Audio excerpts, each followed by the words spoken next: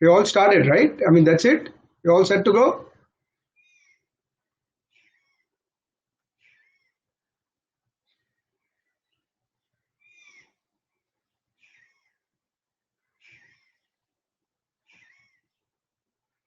Hello? Are we live?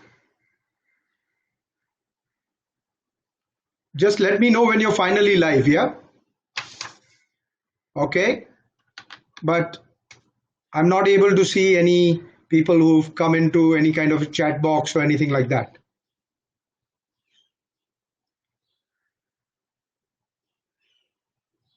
Okay. Hi, everyone. Pleasure to see you. This is Nikhil Desai, international speaker, motivator, and trainer, uh, and recipient of a Lifetime Award at the World HR Congress. Happy to talk to all of you on a very, very important topic today. And that topic is achieving excellence and managing stress in difficult times, in the turbulent times that we are going through.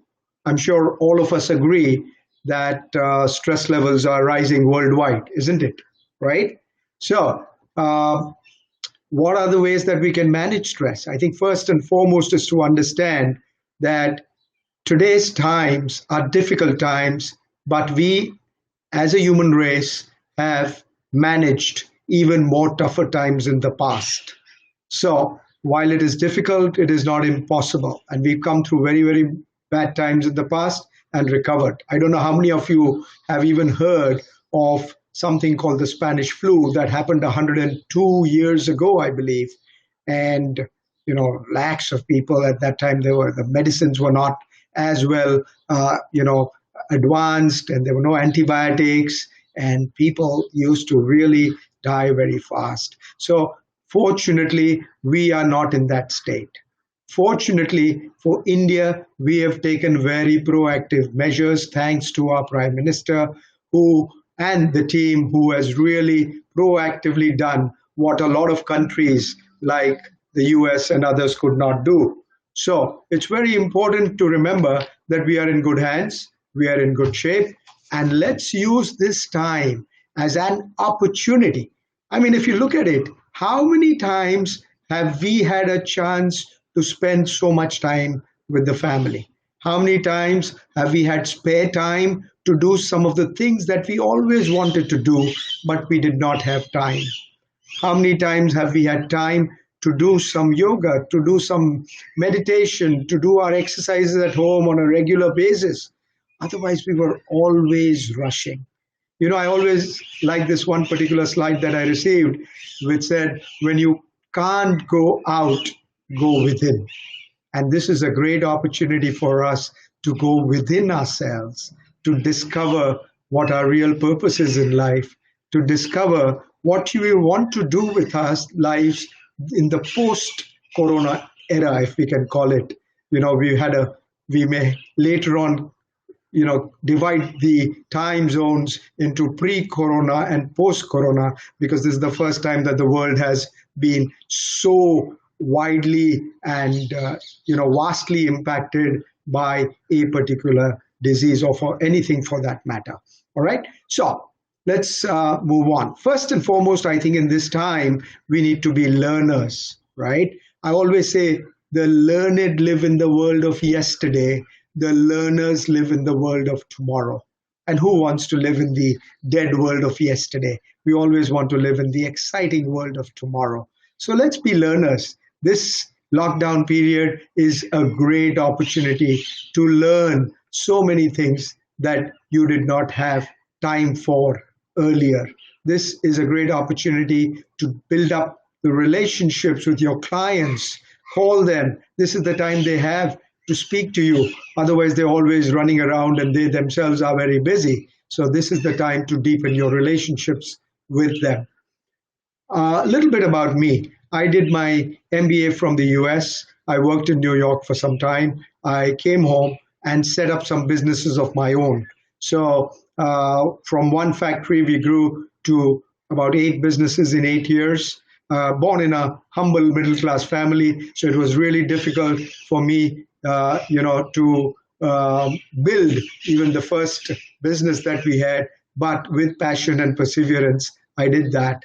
And now I'm happy to say that a few years ago, I have sold off my stakes in the businesses just so that I can spend the rest of my time in sharing thoughts and ideas with people so that they can excel in their personal and professional lives. I've already had 250,000 participants so far, and by 2025, I plan to take this number to 500,000 people. Not only that, I also plan to conduct now train the trainer online programs so that people who want to deliver these programs to their friends, to their society, to their companies, to their colleagues, they can all be empowered to do so. So as we go through the program, and anytime any one of you is interested in more details, feel free to connect with me, right? So I humbly say that I was featured in the Human Factor, the Learning Panorama, the industry best practices revealed, where we had people like Mr. Narayan Murthy and others also featured. And our company, the Center for Excellence, was honored as the HR and Training Company of the Year by the CEO magazine because of the 120 programs that we did for all these 900 plus organizations in 56 cities of the world. So it's been a passionate journey of 27 years. And we've got clients even like British Gas, for whom I'm conducting this stress management program in the Indian Ocean, fly by helicopter, run the program, and then come back after a lunch with them. So they are the companies who really realize that stress is important to manage. My question to all of you is stress levels rising worldwide? And I'm sure most of you will say, yes, definitely. If you're talking of Corona and COVID-19 causing us stress, of course. But before that, even just before that, if you look at the last few years, in India, we hardly talked about stress in a big way a decade ago, but there is a lot of talk on stress. American Institute of Stress has researched and found that it costs American companies more than $300 billion each year in stress-related expenses and so on. So very important to manage stress. But if you want to manage stress, I think it's important to know what is stress. And if you look at the definition of stress, there are many. But what I like is one definition which says stress is the wear and tear that your body and mind undergo as you adjust to a continually changing environment. And if you notice, our body and mind is going through a lot of wear and tear. If you notice, the environment is constantly changing, whether it is technological changes, environmental changes, changes in the family structure, changes in the value of society, changes in the way the economies are running everywhere. And all this is causing a lot of stress. So it is important to manage it, because if stress not managed well, then performance is going to decline. If stress is not managed well, then your health is going to decline. If stress is not managed well, your energies will dip. And if stress is not managed well, relationships will get strained. So there's a big price to pay for not managing stress. And therefore, my earnest request to all of you is, do not take stress lightly, because stress is a silent killer of so many important areas of your life.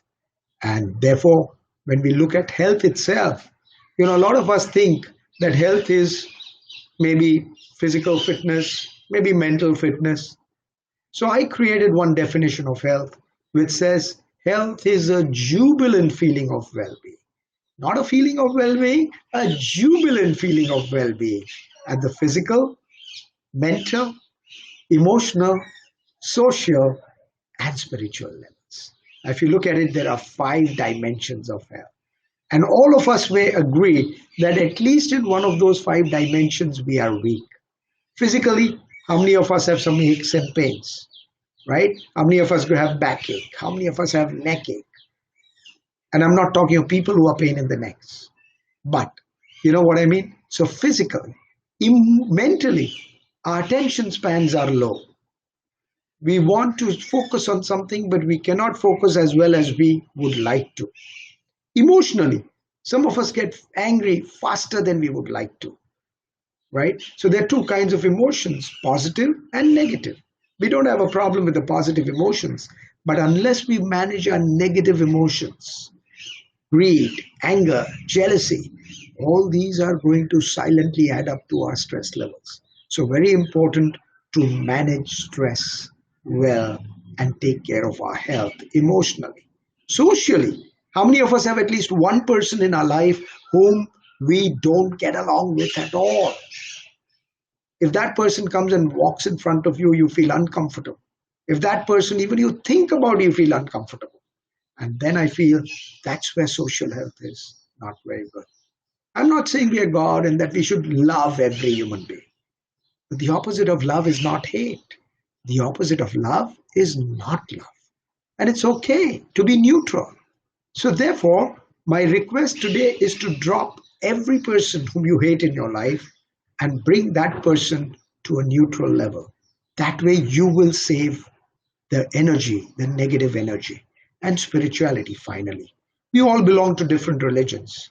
So, religion has nothing to do with spirituality. Spirituality, as we say, we are all body, mind, and spirit. So, for me, spirituality is living in the present tense. Too many of us, instead of living in the present tense, we live tense in the present. And that takes us away from our true spiritual soul. If you look at the word now and you reverse it, what do you get? You get one. People who genuinely win in life are the people who live in the now, not in the past that is dead and gone, not in the future that is still not born, but in the present moment. Because all of us, my friends, don't live life 1 year at a time. We don't live life 1 month at a time. We don't live life 1 week at a time. We don't live life 1 day at a time. We don't live life 1 hour at a time. We don't live life 1 minute at a time. We live life moment to moment to moment to moment. And if we get this powerfully, then if the past moment was difficult, something not that you liked, it's all right. That dead moment is dead and gone. You have a fresh moment. Every day when we get up in the morning, my friends, we have two choices. We can either say, "Good morning, God," with a lot of energy and enthusiasm, or we can say, "Oh, God, it's morning." Almost the same words, but the way we use those words in the morning determines how our day goes for the rest of the day. And therefore, it's very, very important to manage our thoughts, our feelings. As soon as you get up in the morning, one of the best things that you can do is just put a smile on your face for no reason. As soon as you get up in the morning, it'd be a great idea to just ring the little bell 3 times.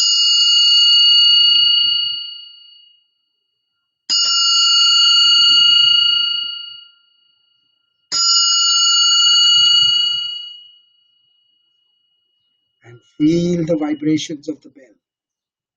And you will feel that your mind is now fresh and ready to face and get ready for the next day. Very, very important. So, what will be the benefits if you manage your stress well? You learn better ways to succeed. Albert Einstein had said, if you keep doing things the way you were doing, you'll keep getting the same results you were getting. If you're happy with those results, no problem. If you're not happy, learn to do things differently. Responding well in a crisis. If you're managing your stress well, even if there is a crisis, you will not be flustered. You will be calm and you will tackle the crisis. Better interpersonal communication. If you are stressed or the other person is stressed, the communication quality goes down. Enhanced health and vitality. And therefore, managing stress is important. But how will you do it? So I say there are two ways to manage stress. One is to resolve stress, and the second is to dissolve stress. Resolution of stress happens through the application of the logical mind. So there are three things you can do to resolve stress with your mind. One, action oriented. Let's say there is a door open, there's making some noise, and therefore I'm getting stressed. I close that door. This is a simple example of taking action to resolve stress. The second option is to change our perceptions. When you walk into a room and everything is clear, but you wear pink colored glasses, suddenly everything looks pink. You wear yellow colored glasses, everything looks yellow. Did the color in the room change? No. What changed was your perception, was the color of your glasses. And therefore, the world can remain as it is, but you can be at peace because now you change the way you perceive things. And finally, acceptance oriented. Accept the things that you cannot change. There's a beautiful prayer. It's called this serenity prayer. It says, God, give me the courage to change the things I can change. The serenity or calmness of mind to accept the things I cannot change, and the wisdom to know the difference. So important to know what is it that we can't change in our lives. What is it? No point in breaking your head over those things. What is it that we can change? Work on it. Make that happen. Resolution of stress through the mind. But I'm sure many of you will agree, and even I agree, that even if we apply the mind all the time, there are times when stress does not get resolved. It is at those times that we have to dissolve stress. And how does dissolution of stress happen? It goes beyond the mind, because all know that the mind has its limitations. So there are exercises that you can do. Exercise produces endorphins in your body. Endorphins are natural mood elevators and painkillers. So exercise whenever you're stressed. Yoga is a great way to de-stress. So many asanas, so many pranayams.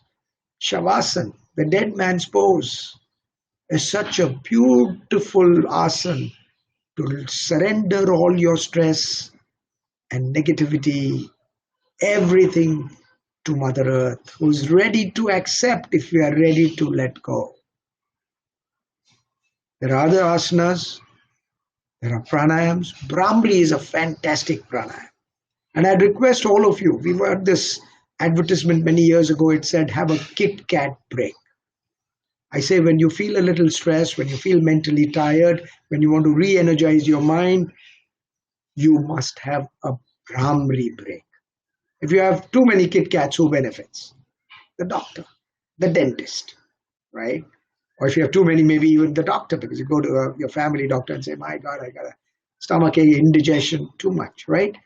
But if you have a Brahmri break, and I recommend doing Brahmri at least 3 times every day. Once, as soon as you get up in the morning, you'll start your day calmly. 2, anytime during the day now you feel a little tired, stop for a moment, do 3 times or 5 times Brahmri, and then relax for a minute, and then continue your work. 3, just before you go to sleep at night. And when you will go and do Brahmri at that time, you will get a better quality sleep. Because a lot of the world today is sleep deprived. If not the quantity of sleep, the quality of sleep. And the way you manage your sleep definitely impacts your health and productivity.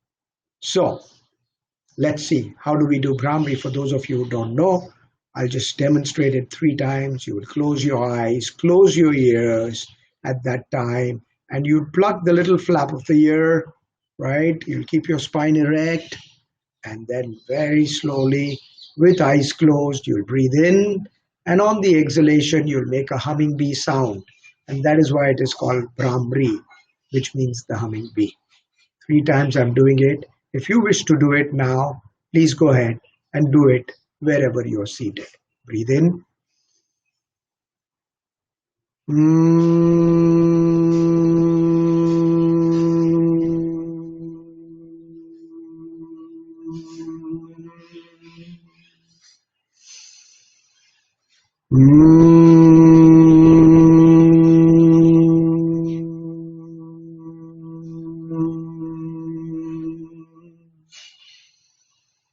When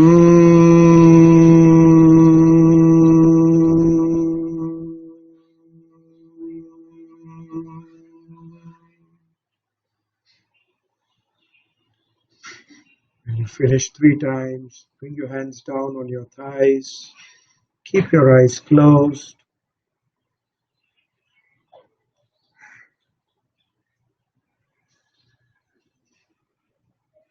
Breathe in and breathe out.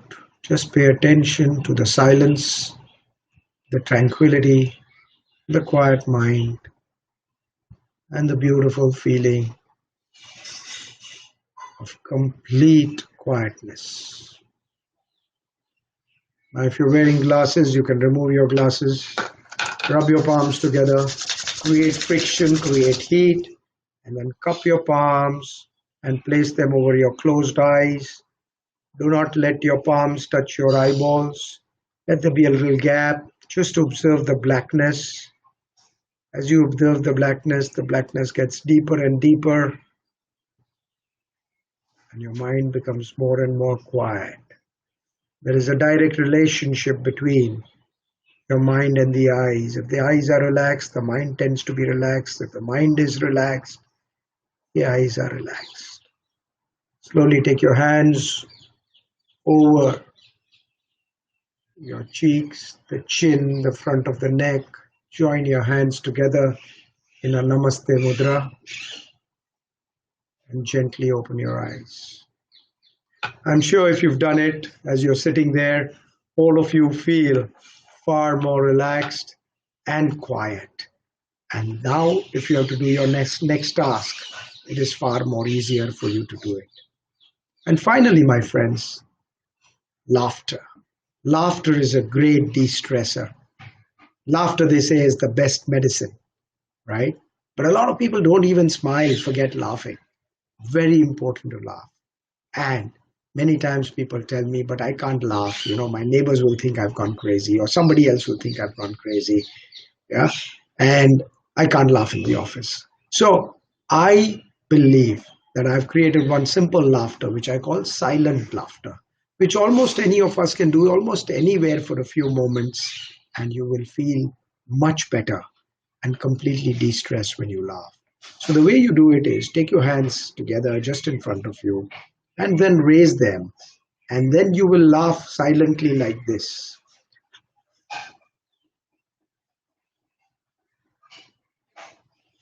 That's one round. Then you take a second round.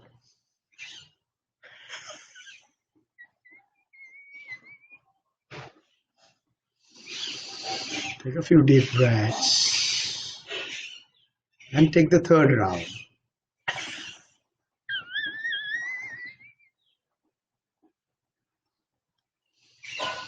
Now keep your eyes closed. Place your left hand on your chest.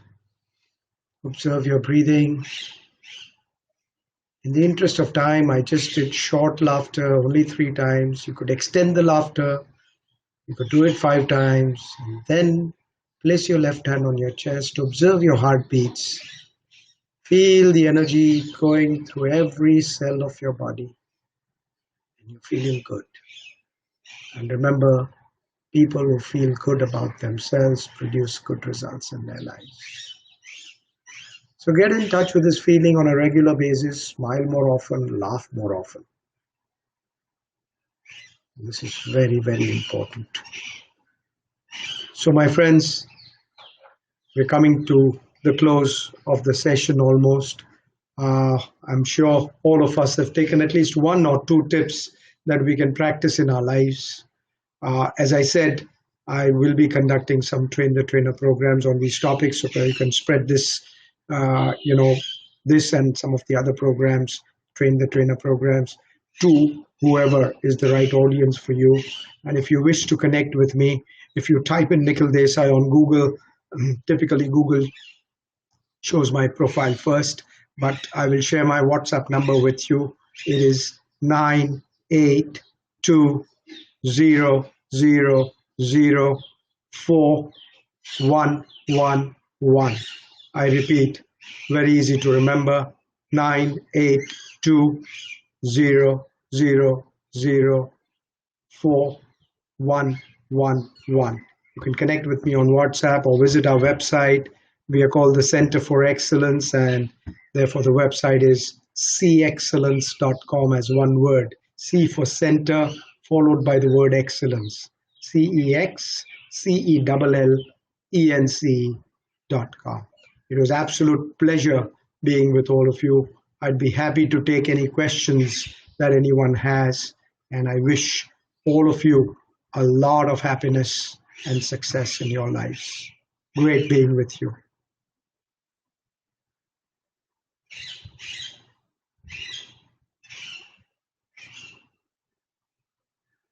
So let me know if there are questions going to come up, which are on the screen, or they're going to be something that I'll be able to hear.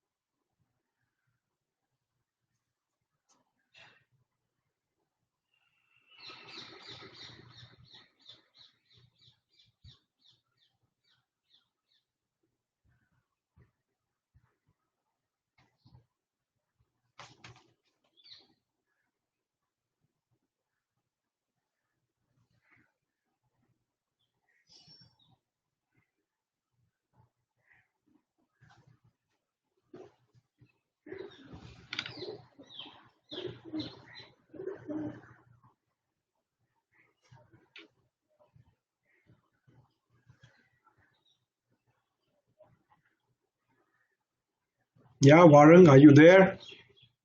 Siddharth, Warang?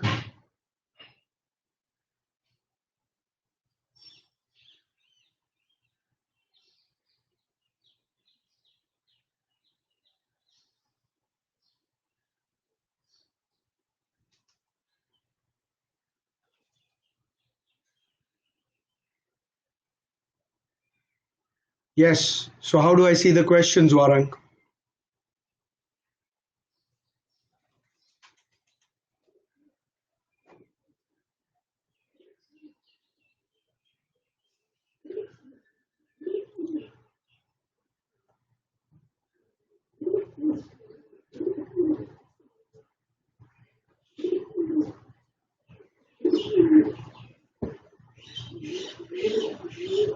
Yes, so I see a question from Sid which says, what are the best de-stress methods in office? That's wonderful, great question.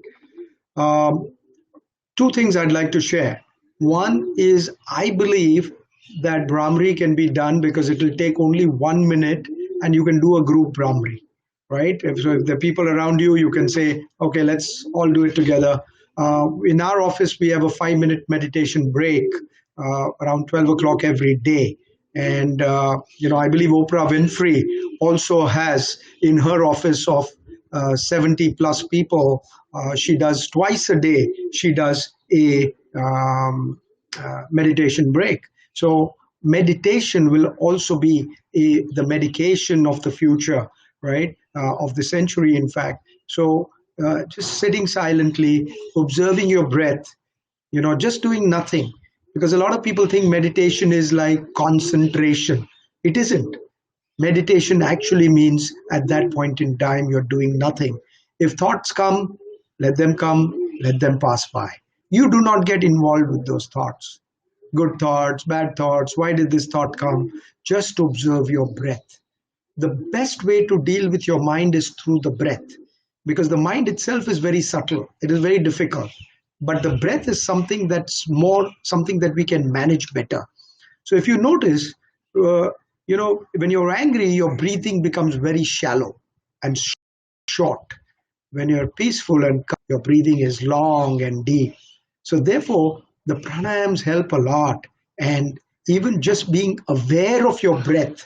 If you can't do anything, just take a 1 minute break and you'll be aware. I was invited by Brahma Kumaris to their Godlywood studios in Mount Abu, and they did an interview of mine. If you want, you can Google, go on YouTube and type Ek Mulakat Nikhil Desai, and you will see that after Sister Sivani, Subhash Gai, and Anandji and then my name comes up, and there's a half an hour interview that was telecast all over the world, and you can actually see that there also they have every 90 minutes, they take a pause, a 1 minute pause. Whatever activity is happening, for 1 minute, they just stop that activity and become silent and still in the entire Mount Abu campus every 90 minutes. And that is because then that helps us to connect better with the next step. Otherwise, you could do some exercises, especially these shoulder rotations, right? Where you can, go clockwise, you can go anti-clockwise. Similarly, you can take your head up and bring it down, and then go to one side and go to the other side. All these little simple exercises also you can do even while you're sitting on your chair, right? So I hope that answers your question. Okay, so what do you suggest how everyone should handle their stress during lockdown? I think somewhere I've covered that, Varang, that during lockdown, frankly, this is not a period to be stressed. This is a period to rejuvenate. This is the period to go inward.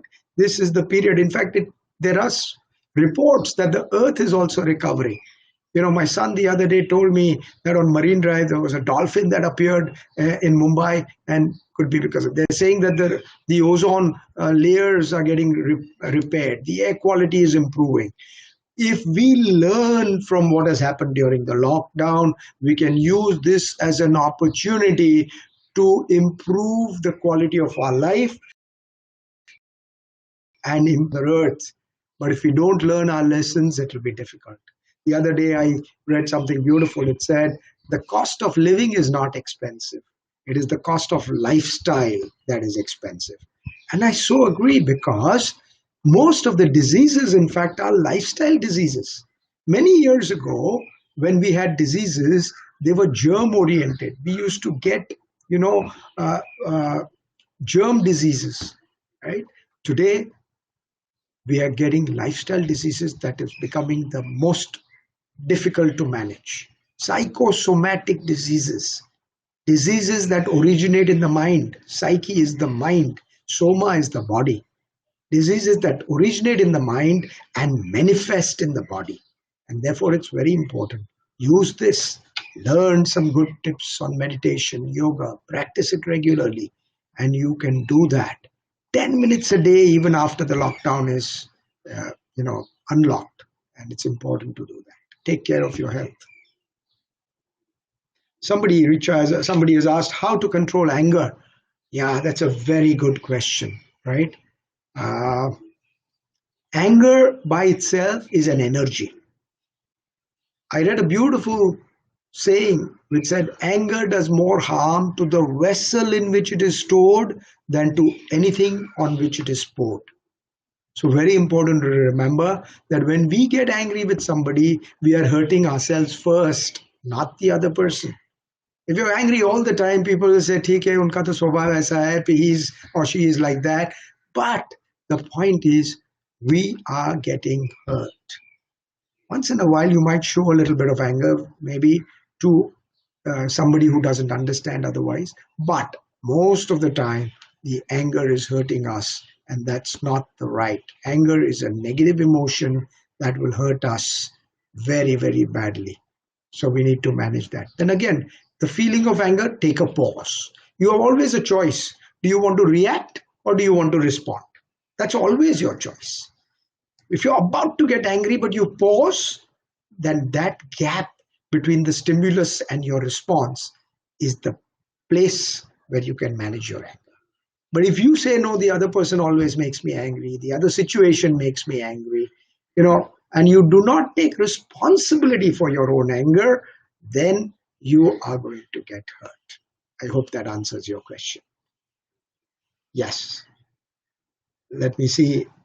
I've got another question which says, I'm practicing meditation since a few months, but I've not increased the meditation time. I stop 2-3 minutes because thoughts come to my mind. Very, very good question. One, let me congratulate you that you are practicing meditation. You started it. But let me tell you, ultimately, meditation is not a practice. Meditation will become a way of life. So, right now, what you're thinking is that you're sitting for 2 minutes in meditation, no thought should come. And now you say 2 or 3 minutes, and the fourth minute and fifth minute is difficult to sit when you're struggling. The minute you struggle, meditation is not going to happen. Meditation means you're doing nothing, you are nothing, and you want nothing from that moment. Once you understand that, absolute nothingness becomes meditation. And if anything comes, you don't interact because you don't want anything even from that thought, even a negative thought that comes. Just let it pass. Like the clouds in the sky. The negative thoughts that come to your mind, let them pass through the sky of your mind without you interacting with the thoughts. So, my suggestion to you is that from now, instead of only sitting and thinking meditation is a practice, start doing some simple things like walk in a meditative way, which means you take one step at a time, feel the connection of your foot with Mother Earth, and then take the next step. Practice that, a walking meditation. You can do an eating meditation. Decide that you will chew every bite that you take in well, slowly but surely. And feel the juice, feel the flavor, feel the taste of that food. And then only gulp it. They say you should chew your food 20, 30 times each morsel. And most of us only gulp our food. Better to chew it even if it takes time. Then you're eating in a meditative way. And if you eat well, you chew your food well, what's going to happen? Your digestion is going to improve. And digestion is the mother of many diseases. So, important to manage that. So, I hope that answers your question. And as I said, if you have any further questions, feel free to WhatsApp me 982000411, and I'll be happy to answer your question. Okay, there are some more questions. Let me see. Okay, I got some comments, all right, and they are great suggestions, sir. We'll surely implement it. Great suggestions. Thank you so much, sir. Okay. How do I remove thoughts while doing meditation? That's the whole idea. You do not have to remove thoughts. You do not have to do that. Let the thoughts remain there if they come. The fact that you're trying to remove the thoughts, that is actually becoming the obstacle to meditation. So just forget about it. If the thought comes, let it come. But don't get involved. Just let it pass. The thought has to pass. The thought stays with you only because you interact with it and you get stuck with it.